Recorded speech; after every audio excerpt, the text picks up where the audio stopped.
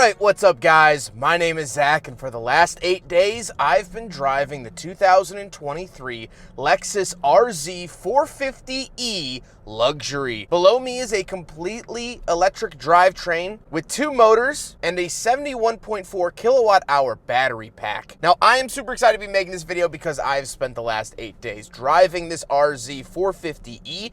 It is the first all-electric vehicle from Lexus, and I'm excited to dive into it with you today. There are some very good points and some very bad points that I want to bring up. But if you would like to submit your own vehicle, you can head on over to my website, zackpradel.com/submit. It's a quick and easy submission form. It takes under a minute to fill out, and I come out to you. But let's get back to that all-electric drivetrain. Well, that is the point of the RZ. This is the first model year of the RZ, and it's a brand new vehicle to Lexus. It shares a lot of its underpinnings with the Toyota BZ4X, which is based off of the Subaru Solterra. With the available 18-inch wheels, this car gets an estimated 220 miles of range from Lexus. However, if you go up to the 20-inch wheels, like this vehicle has, you get only 196 estimated miles of range. And again, it should be noted that this is Lexus saying this and not the EPA. This is pulled from their website. The range is not good, and we'll talk a lot about that in the final thoughts segment. A lot of other vehicles in this segment do have longer ranges, so if you're looking for the longest range EV you can buy, I would highly suggest looking elsewhere. But let's talk about the power and driving experience. Lexus estimates that the 0 to 60 is about 5 seconds. It has over 300 horsepower, and the driving experience is actually really nice. Now, most EVs are pretty numb, and that's the same here with the RZ, but it is quick, it's agile, and it makes a really lovely noise when you actually do put your foot down into it.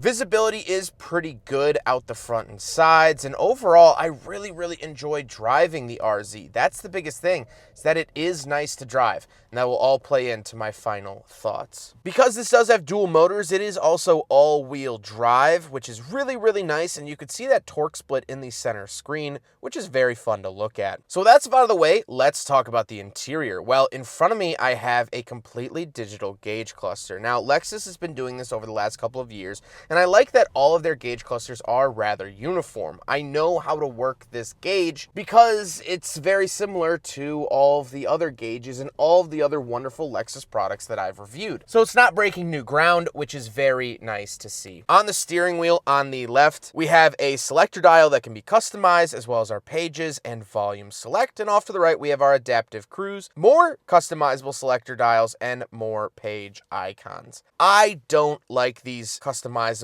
selectors because you have to rely on the head-up display to tell you what they do, and it's a little bit laggy. So I know that I have the left side programmed to be my skip track, but if I try to hit it super fast and skip a song, it doesn't register. You have to hover your finger over it, and then you can click it. I had the same exact issue with the Lexus RX that I drove last year, and I guess it's just a Lexus thing. The overall steering wheel feels great, and it does have paddle shifters around the back, which control the sensitivity of the regenerative braking. Off to the left, we have a climate control vent, gauge dimmer switch, and odometer trip button, memory seats, and our power tailgate. Moving on to the door, this is where we see the first mix of fabric. So up top, this is known as macadamia, and down below, this is thunderstorm suede. I love those names, and honestly, this interior has been the biggest win of this RZ that we'll talk about. Down below, we do have power folding mirrors, power mirrors themselves, power locks, and power windows. Moving into the center, we do have our power button to turn the vehicle on and off, which is accompanied by 2 climate control vents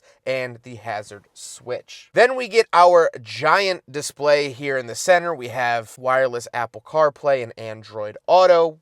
Our climate controls are run through here, so heated seats, ventilated seats, and heated steering wheel. You can also select your drive modes in here. So we have normal, sport, eco, and range, as well as custom. You can adjust the powertrain, steering, and air conditioning settings. You can also change the illumination themes, which is really cool. That adds a really cool ambiance to the interior of the RZ. Absolutely love that Lexus did this, and I think it looks wonderful at night. We also do have wonderful camera systems on board. So not only only do we have a backup camera, but we do have a 360 camera and a bird's eye camera all together. Really make navigating the RZ 450e around town very, very easy. Down below, we have our parking assist button, view button. This will bring you directly to your cameras, and then 3 USB-C ports, 2 for charging and 1 for the radio if you do want to use wired CarPlay or wired Android Auto. Then we do have a wireless charger for your phone, and it actually does charge my phone. A lot of modern cars, I don't know if they just use cheap chargers or what, but they don't actually work that well. This is actually working really well, and I'm happy to see that. But off to the left, we have the shifter. It's a little bit of a funky shifter. You push it down and then left or right to get it in and out of gear.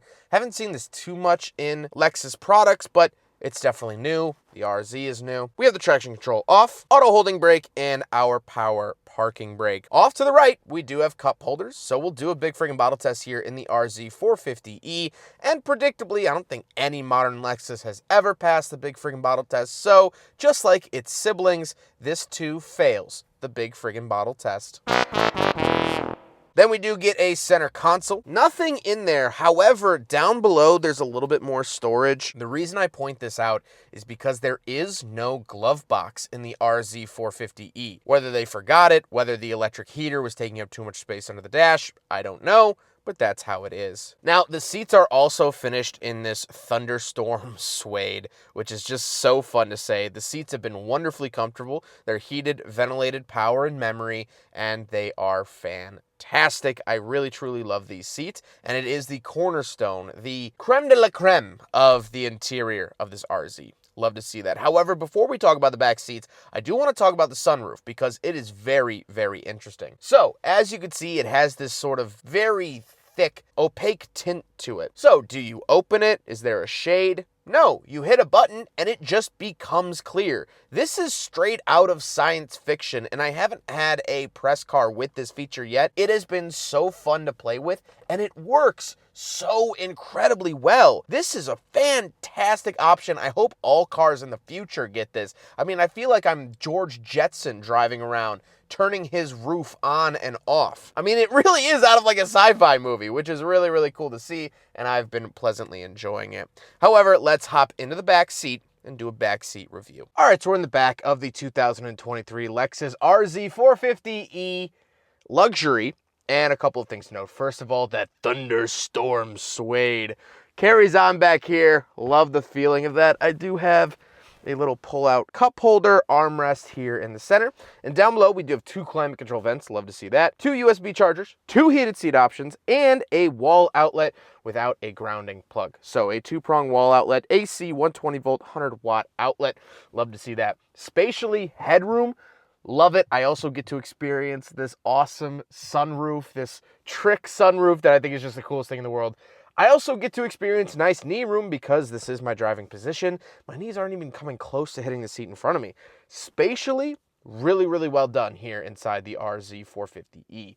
Let's hop out. We'll take a quick look at the trunk and cargo space, and then we'll talk about the looks. All right, around the back of the RZ 450e, little button there, and it will pop up. This is the driver's side floor mat. I wanted to keep it nice for filming, but here is the back area of the RZ. Nothing really crazy. That we do get a 12-volt outlet up there. Love to see that. Otherwise, nothing too off the hook or off the handle, as the kids say. Down here, we do have the at-home charger and a bunch of storage space. Looks like we also have some storage space. Oh, pull it up.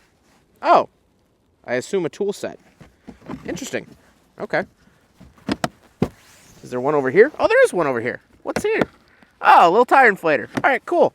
So it does have some little compartments here. Overall, nothing too crazy. That's the back space of the RZ 450e. Now we got to talk about the looks, and I actually really like the look of the RZ 450e. It is finished in ether, which I think is a wonderful paint color. I really like this light blue. It's almost like a Cinderella blue. And I just really like this color on cars, probably because it's my girlfriend's favorite color, so I just naturally gravitate towards it. And so I think it's styled really well. It does have a more coupe-style rear end than the RX, as that more SUV rear end, where this is more sculpted. I guess, if you want to say. So overall, I actually really enjoy the look of the RZ. It does have a $200 optional illuminated badge up at the front. If that's something that you want, that's something that you can get. But with all of that being said, let's get on to my final thoughts. What do I think, having driven the Lexus RZ 450e for the last 8 days? Well, here's the thing. I have really enjoyed my time inside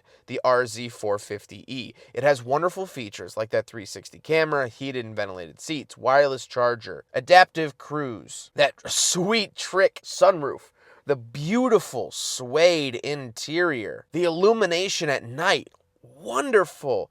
The leather feels taut and well thought out, well built. And I love that this interior isn't minimalist like a lot of other EV companies are trying to do. Like Tesla and Rivian have this focus on minimalism, and that's not really what I want out of a car. I'm going to spend a lot of time in here. I want it to feel like they gave thought to it. They didn't just draw a straight line. And so the RZ 450e most certainly delivers that, and I'm very happy to see that. However, there is a very massive downside to this car, and that is the range. Like I said, the range estimation from Lexus themselves is in the upper 190s. On a full charge, the highest I ever saw was 187, and that's before you turn on the climate controls. On average, because this is December in the Midwest right now, with the climate controls on, I lose 30 miles of range.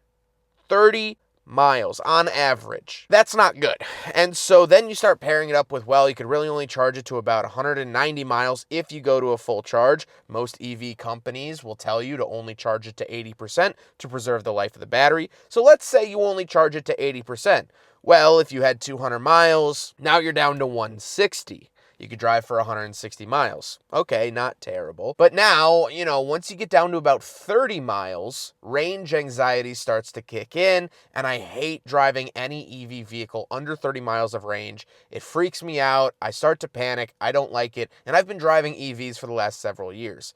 So knock 30 miles off of that, so you really have about 130 miles of usable range. Okay, it's not great, but it's not the worst in the world. Well, now you factor in if you want to use any form of climate control, you're going to lose 30 more miles of range. So at the end of the day, while Lexus estimates 200 miles of range, you really only have about 100 usable miles. And that is quite pitiful. That has been the absolute Achilles heel of this car. I love driving it. I love being in it. The materials, everything I said was wonderful. But I felt like I couldn't drive the car at all. There was a Christmas party that was about 47 miles away from me, and I didn't feel comfortable taking this car. But even though it had a full charge, I sat at the charger that day and got it to a full charge. I still didn't feel comfortable driving it an hour from my house because I wasn't sure if I was going to be able to find a charger. You pull up to a charger. The charging infrastructure here in the Midwest is awful. So you pull up, one's out of order. One of them's only charging at like 5 kilowatts an hour. It's insane. So I didn't want to get jammed up, so I didn't take the car. And I found myself in many of those situations. The mileage of this car is absolutely pitiful and quite frankly unacceptable from a company like Lexus. Lexus has extreme attention to detail. They're one of my favorite brands, and last year in 2023, 2 of my top 3 favorite cars that I had that year were Lexus products. They make wonderful cars. And this car is 90% a wonderful Lexus product I've come to know and expect. But that 10% ruins the other 90%. This car is finding a hair in your favorite food. And that, to me, completely takes my appetite away. I hope you guys enjoyed the video. Huge thank you to Lexus for sending me the RZ 450e for the last 8 days. Lexus really is a wonderful company. I have driven all of their other vehicles, and they are fantastic. I highly recommend all of them. Lexus is wonderful to work with. Really great team over there, and I can't thank them enough. Huge thank you to the Midwestern Automotive Media Association, of course, and Drive Shop for facilitating the delivery and cleaning of this vehicle. But I hope you guys enjoyed the video. Don't forget to rate the video, comment on the video, and subscribe if you really liked it. Take care, guys.